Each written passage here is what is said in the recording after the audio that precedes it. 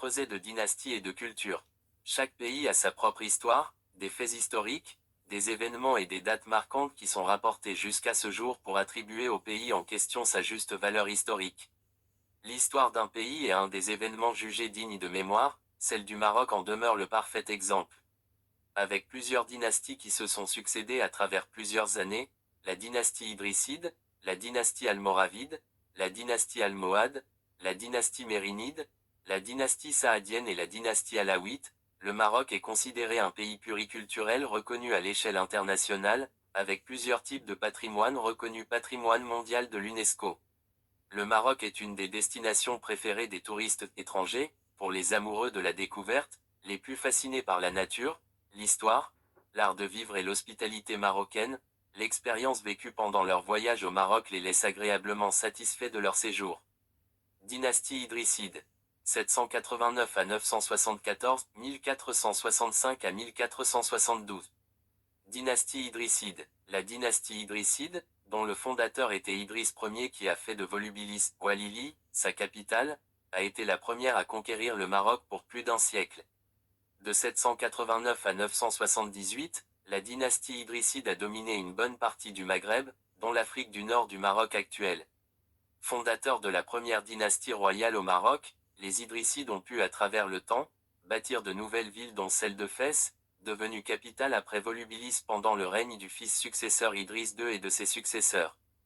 Plusieurs monuments témoignent jusqu'à présent des œuvres architecturales et religieuses de cette dynastie comme la mosquée Al-Karawiyyin qui est une des plus importantes mosquées du Maroc et dont l'architecture est un réel chef-d'œuvre artistique. Après plusieurs années de règne, la dynastie a chuté laissant place aux Almoravides. Mouledris Zerroun, dynastie almoravide. 1060 à 1147. Dynastie almoravide. Après les Idrissides, une nouvelle dynastie a commencé à régner et se procurer des parts du terroir maghrébin, eux les Almoravides. Détruisant le règne africain avant de s'attaquer au nord, les Almoravides ont fondé Marrakech en 1062. Ils sont parvenus à régner sur tout le Maghreb et sur la l'Andalouse et nommèrent Marrakech comme capitale. Après cet exploit, la deuxième ville impériale devint le centre de commerce et le trait d'union reliant l'Afrique subsaharienne et le Maghreb. Ils y ont édifié plusieurs œuvres religieuses à savoir les mosquées comme celle de la Koutoubia, dont ces constructions ont commencé pendant le règne almoravide, les médersa coraniques, les remparts et les palais. De plus, ils ont aussi construit un centre d'irrigation pour servir d'eau à toute la région. Dynastie almohade. 1145 à 1248. Dynastie almohade. Les Almohades ont conquis le Maroc en renversant la dynastie almoravide. Guidés en premier temps par accent circonflexe Ben Toumer, les Almohades déclarent la guerre contre les Almoravides sous prétexte religieux. Leur nom arabe, impliquant l'unicité, Atawid, était l'objet de leur proclamation.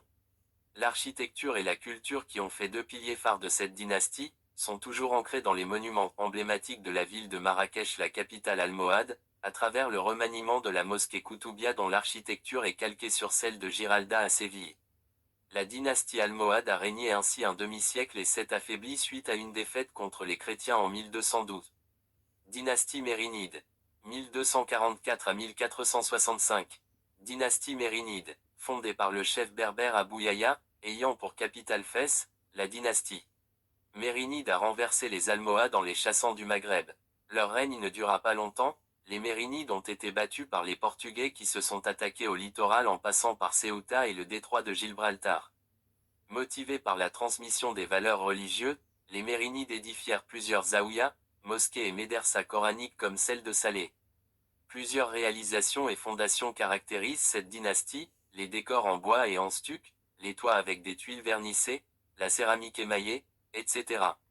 La nécropole de Tchela, se trouvant à Rabat, abrite en elle des vestiges qui témoignent de la richesse de cette dynastie en termes de culture, d'histoire, d'architecture et d'institutions religieuses. Dynastie Saadiyine, 1554 à 1659.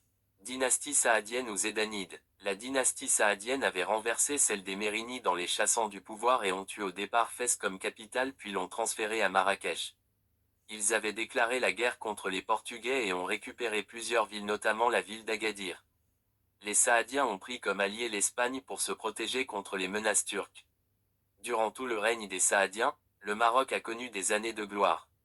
Il fut à son apogée en termes de culture, de savoir et de richesse.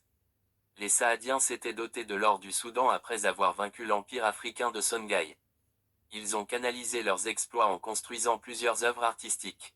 À Fès, ils édifièrent les Borgies et offrirent une cure de jouvence à la mosquée Al-Karawiyyin.